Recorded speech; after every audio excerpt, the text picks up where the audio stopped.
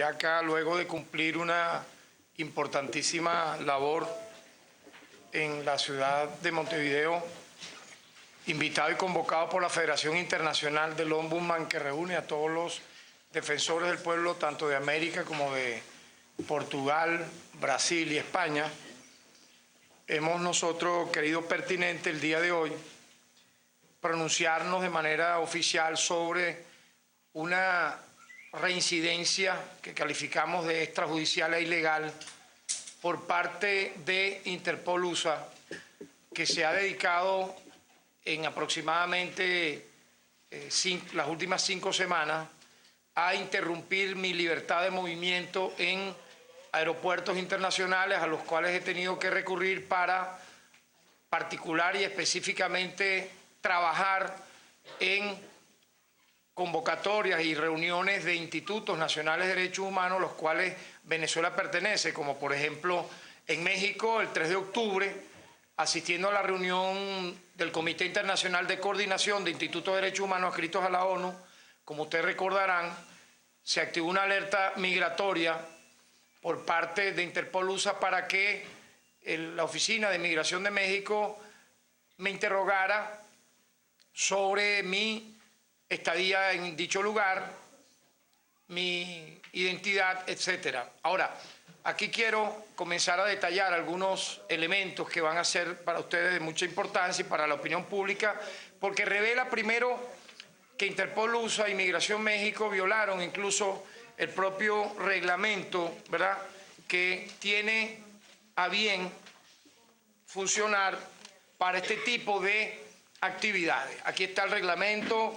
Ustedes conocen claramente que la activación de alertas tiene como objeto y razón a través de varios colores, supóngase usted azul, si es que alguna persona tiene una causa penal abierta y lo van a interrogar en base a un juicio en algún país. No tengo ese tipo de alerta. La roja, que implica una detención, tampoco. Las otras son para localizar personas desaparecidas, para localizar, digamos, en situación de catástrofe, cuerpos no identificados, etcétera, ¿no? Por lo tanto, Interpol USA ha inventado un elemento que no aparece en el reglamento, que no tiene asidero legal, para, yo diría, entorpecer, para limitar, para incomodar, para amedrentar mi trabajo. Y allí debo decir que están violando claramente el estatuto de la propia organización de Interpol, que dice en el artículo 3, ¿verdad?, dice claramente: está rigurosamente prohibida la organización, toda actividad o intervención en cuestiones o asuntos de carácter político, militar, religioso o racial. Es decir, Interpol USA, con este tipo de alertas que no aparecen en el reglamento, repito, hacia mi persona, está violando su propio estatuto con el objeto de obligar y ordenar, en este caso ya a 2 oficinas de migración, la de México y la de Panamá, que sea retenido, como dije ya, en el caso de México el 3 de octubre, en el caso de Panamá este mismo lunes, ¿verdad? Aquí fue, digamos, más, yo diría, extraña la circunstancia, porque yo ingreso, ¿verdad?, Caracas, Ciudad Panamá, no hubo ninguna novedad, tuve el ingreso normal, incluso me recibieron algunos funcionarios de protocolo de la Cancillería con nuestro embajador Jorge Durán Centeno, pero lo insólito fue que cuando iba a abordar la conexión que se dio 7 horas después, allí sí, de pronto, activaron en pantalla esa alerta para, en primer lugar, impedir que yo abordara el avión, retenerme el pasaporte y querer la funcionaria de migración de Panamá, vuelvo y repito, al margen de los estatutos, del reglamento, de la ley que rige Interpol, pretender interrogarme.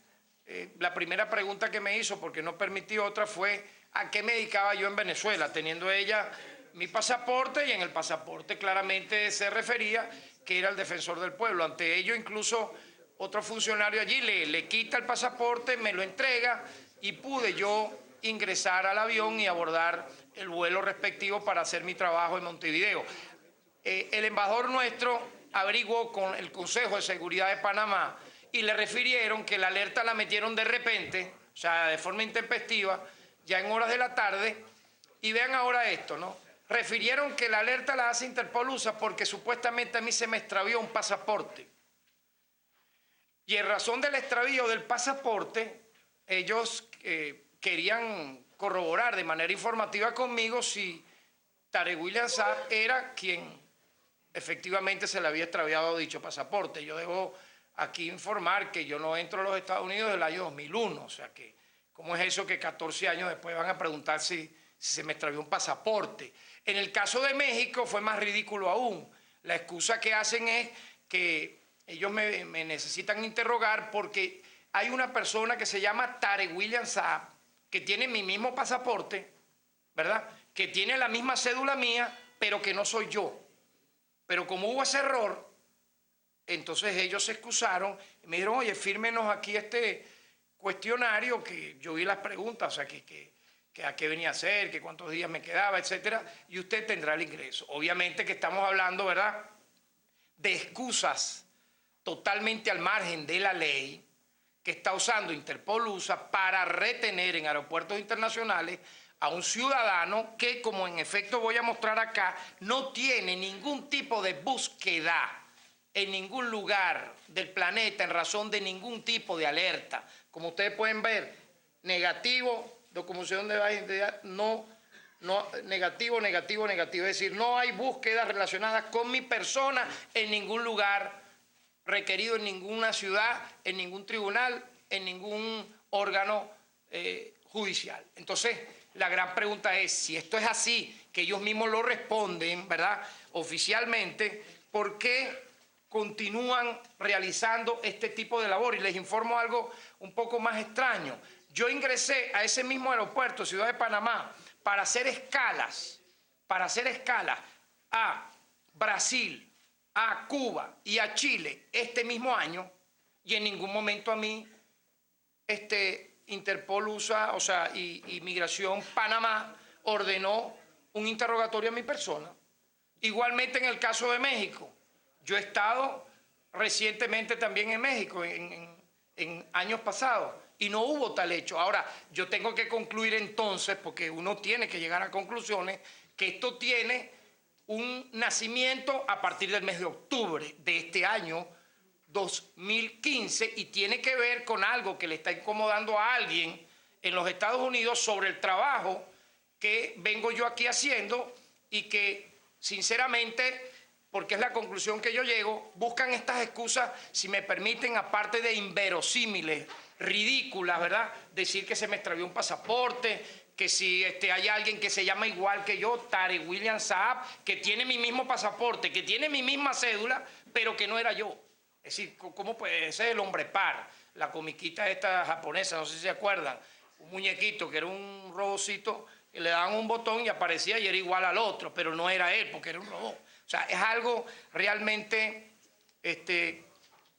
al margen de toda creencia, de toda legalidad, que estoy en la obligación como presidente del Poder Ciudadano, como defensor del pueblo de Venezuela, denunciar, como lo hemos hecho cada vez que me vaya a ocurrir, porque lo digo aquí, lo dije en lo dije en una rueda de prensa en Uruguay, lo digo aquí, lo que a mí me llegue a ocurrir, y aquí lo digo para que quede grabado y registrado, lo que a mí me llegue a ocurrir en cualquier aeropuerto del mundo donde yo me traslade, como ustedes saben, el 95% de las veces en cumplimiento de mi labor, yo responsabilizo directamente al gobierno de los Estados Unidos, porque es el gobierno de los Estados Unidos quien, estoy completamente seguro, a través del FBI le dicta esa pauta a Interpol USA para que estén incomodándonos en aeropuertos internacionales con excusas tan ridículas como las que he mencionado, luego de ir mostrando paso a paso, ¿verdad? Porque he sido responsable en esta comparecencia para que ustedes vean y tengan los documentos de que no hay ningún tipo de elementos que lleve a que Tarek William Saab sea retenido, sea interrogado en ningún aeropuerto. Pero les voy a mostrar algo incluso más esclarecedor, más revelador. Como ustedes pueden ver, aquí tengo una carta, ¿verdad?, enviada, fechada 10 de noviembre del año 2005, desde del director general encargado para América del Norte de la Cancillería venezolana, ¿ok?, donde, textualmente cito, ellos dicen que tienen una carta fechada el 21 de octubre del año 2005, copia de nota verbal número 885 del 8 de octubre del 2015, enviada por la Embajada de los Estados Unidos de América, donde refieren sobre el episodio que me ocurrió en México el pasado 3 de octubre del año 2005 y revelan allí que yo no tengo ningún tipo de solicitud mediante Interpol de Estados Unidos para ser detenido y molestado pues, en aeropuertos internacionales. Y aquí ustedes podrán ver, está la carta ya oficialmente en idioma inglés. Entonces, yo diría, si esto es así, ¿por qué persisten? ¿Por qué insisten? ¿Y por qué? Porque fíjate, las propias oficinas de migración son los que delatan a Interpol USA, porque cuando lo aborda oficialmente un funcionario del gobierno venezolano, ellos dicen, bueno, mira, es que llega a pantalla una instrucción de Interpol USA para hacer esto. Entonces, obviamente, estamos ante un hecho punible que nos va a obligar, y lo vamos a estudiar seriamente, interponer acciones legales en el propio Estados Unidos, en alguna corte, en algún tribunal, en algún órgano judicial en los Estados Unidos para terminar de esclarecer esta circunstancia, porque yo tengo ya la experiencia y conozco, ¿verdad?, como todos aquí conocemos, cómo funciona los Estados Unidos cuando quieren amedrentar, perseguir e incluso violar derechos humanos a un ciudadano que es un ciudadano totalmente decente, cuya trayectoria es pública, nunca ha tenido trayectoria de carácter clandestina ni al margen de la ley. Todo lo que yo he hecho ustedes lo conocen, pero que extrañamente, fíjense, apenas llego a la Defensoría del Pueblo, comienzo a desarrollar un trabajo, al 9º mes de comenzar a hacer esos trabajos, comienzan ahora este tipo de, yo diría, acoso y persecución que no van a lograr el objetivo si es que ellos piensan que a partir de aquí yo me voy a limitar en asistir a las reuniones. No, yo voy a seguir haciendo el trabajo que me corresponde, donde tenga que ir, porque esa es mi obligación. Y por lo tanto, pues debo hacer pública cada una de estas apreciaciones, porque sinceramente alguna gente pudo haber creído que el hecho de México fue un hecho accidental, pues que ocurrió y ya, un hecho aislado, pero ya cuando usted ve que nuevamente en otro aeropuerto, en otro país, y ya no llegando, sino saliendo, cometen la misma actividad delictiva, porque así la califico, ¿verdad? Porque ya he mostrado documentos que revelan cómo y cuándo y por qué debe actuar Interpol y bajo qué circunstancias. Ya he mostrado documentos donde se revela claramente que no tengo ningún tipo de alerta en ningún lugar del mundo, pero ellos inventaron una. La que han inventado ahora es esa. Se le perdió el pasaporte en Panamá. Hay una persona con el mismo nombre, con el mismo apellido, con la misma cara, con el mismo pasaporte, porque lo vi en la pantalla, pero no es él, es un gemelo fantasma. Es decir, yo me hago una pregunta, me tocará el año que viene asistir a las reuniones ordinarias de los Institutos de Derechos Humanos en Ginebra, en marzo. Entonces me harán, ¿qué excusa será ahora esa vez? Inventarán qué pasó o sea, no sé, que le dio un cocotazo a alguien allá en Texas o en dónde. Porque sinceramente uno ve estas cosas y lo que no deja es de decepcionarse, no deja de indignarse de cómo se usa el poder, ¿verdad? Cómo se utiliza de manera indebida un órgano que está hecho para combatir acciones específicamente establecidas, como lo señalé en este reglamento que está acá. Y cuando usted agarra y hace cosas al margen de esto, usted está violando el derecho internacional. Y eso es lo que está haciendo directamente, no voy a decir Interpol USA, no, y tampoco voy a decir el FBI. Alguien le da la instrucción al FBI para que el FBI se la dé a Interpol USA, porque ustedes saben que Interpol USA lo dirige un alto funcionario del FBI. Un poco pues era esa nuestra directa y concreta apreciación sobre el tema, y también agradecer, porque acá quiero mostrar la copia, ¿verdad?, del pronunciamiento de la Red de Instituciones Nacionales para la Promoción y Protección de los Derechos Humanos del continente americano, ¿verdad?, que reunido acá en Montevideo emitió este pronunciamiento. Particularmente lo hizo el Buró del Comité Internacional de Coordinación, donde quiero solamente leer, aparte, no voy a apartar lo descriptivo, decir lo siguiente: recordamos a las agencias policiales que las autoridades de institutos nacionales de derechos humanos, además de representar a Estados soberanos, actuamos bajo el amparo de sendos acuerdos internacionales sobre derechos humanos que han sido suscritos por países de todo el mundo y que no pueden ser desconocidos o ignorados por organismos civiles. Más al contrario, debieran actuar en el marco del respeto a las instituciones y a los países que representamos.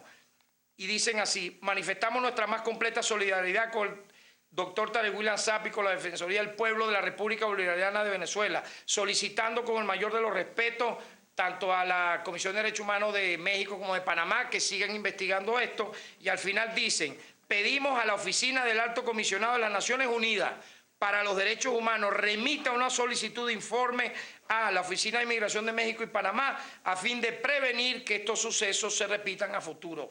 Ojalá que el Alto Comisionado de Derechos Humanos de las Naciones Unidas, muy mediático para expresar opiniones sobre Venezuela una y mil veces, tenga bien atender pues este llamado que hacen colegas nuestros que pertenecen al Comité Internacional de Coordinación sobre este tipo de acoso, persecución e intimidación que están haciendo en contra nuestra. Defensor, en otro tema, yo quería también tener su posición sobre qué posición tiene el defensor del pueblo sobre la detención en Estados Unidos presentado ante un tribunal de Nueva York a 2 venezolanos que fueron detenidos presuntamente con cocaína en...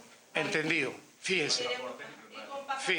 Fíjese, vea, en esto, como ustedes saben, yo soy una persona muy abierta, pues, y con ustedes tengo una interacción de respeto, y siempre quiero mantener esa vocería de respeto con ustedes. En primer lugar, Tarek William Saab no dirige la acción penal y no es vocero sobre temas de carácter judicial, estrictamente de carácter investigativo, ni Venezuela ni fuera de Venezuela. No me compete a mi persona responder sobre un tema que tendrá en algún momento su esclarecimiento, en tanto todas las versiones hasta este momento son o extraoficiales o no confirmadas. Por lo tanto, hasta allí yo puedo hablar sobre lo que usted me ha preguntado con todo el respeto.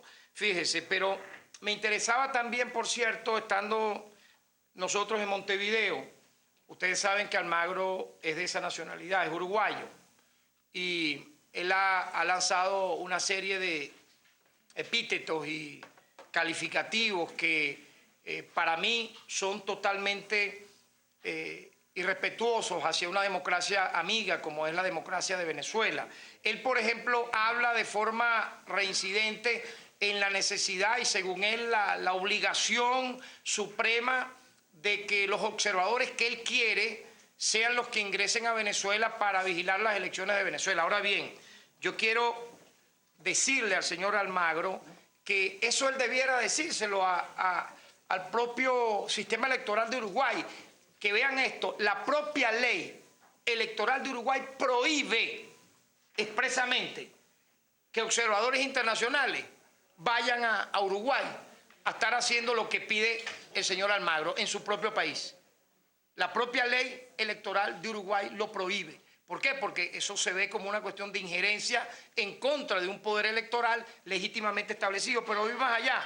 Aquí hay una lista de países que jamás en su vida han recibido observación electoral de la OEA. Estados Unidos, de primero, no ha recibido nunca una observación electoral de la Organización de Estados Americanos. Tampoco Canadá, tampoco Chile, tampoco Argentina, tampoco Brasil, pero tampoco Uruguay. Así que no hay ningún tipo de asidero de carácter jurídico para esta reincidencia que en la vocería de quien debe ser el gran armador de la unidad en América como secretario general de la OEA, está opinando más bien como un dirigente político, como un dirigente que toma partido por una fracción política y no como el secretario general de la Organización de Estados Americanos. ¿Cuáles serían las acciones que quizás pueda emprender usted ante el gobierno de Estados Unidos en esta situación que dijo que está estudiando? ¿Cuáles serían esas medidas? Y también me gustaría conocer, el día de hoy inició la campaña electoral, ya hasta la misma Iglesia Católica ha llamado al equilibrio, a la transparencia en la utilización de los recursos y a la igualdad de las posiciones de los dos factores políticos que existen en Venezuela?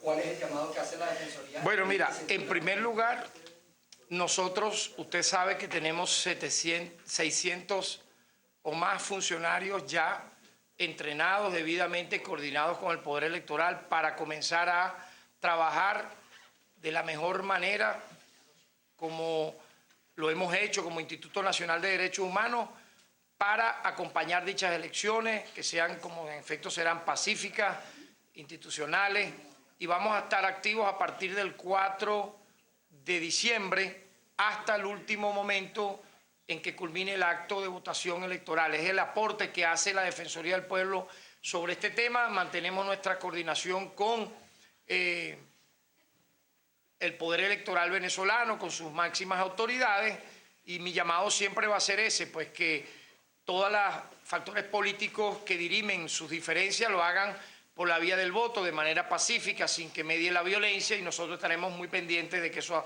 así ocurra. Ahora, sobre lo que haremos, yo me voy a reservar esa acción, pero ya es un hecho, lo estamos estudiando y en su momento, cuando sea concretado, lo realizaremos, porque yo tengo la impresión de que esto no va a terminar acá. O sea, esto como que es por capítulos, ¿verdad? Anteayer fue en México, ayer fue en Panamá, de repente mañana no sé dónde va a ser. Las excusas ya las expliqué, cada una más ridícula que otra.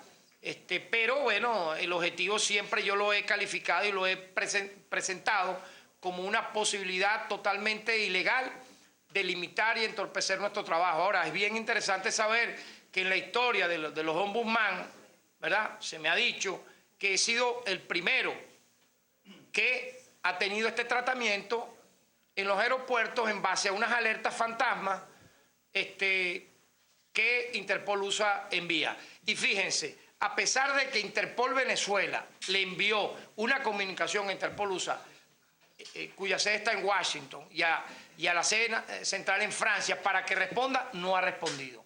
Sí respondió Migración México, diciendo lo que yo aquí dije, ¿no?, que se les activó esa alerta allí, que era porque supuestamente alguien llamado Tariguyan Saab, con la misma cédula mía y pasaporte, era requerido, pero que no era yo, ¿sí? No era yo el que está acá, sino otro que no sé dónde estará, pues.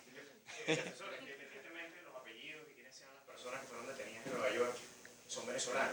La Defensoría del Pueblo No, mira, nosotros no tenemos, nosotros no vamos a hacer ningún pronunciamiento sobre un tema, te repito, porque deben respetarse las competencias, ¿verdad? Ustedes, yo los invito a que vuelvan nuevamente a ver las competencias de nuestra muy querida Institución Nacional de Derechos Humanos. Son 12 atribuciones constitucionales, ninguna tiene que ver con investigaciones de carácter judicial o dirigir acciones penales. Por lo tanto, repito, no soy el vocero competente para hablar sobre ese, ni sobre ese ni sobre otro tema que tenga que ver con circunstancias similares.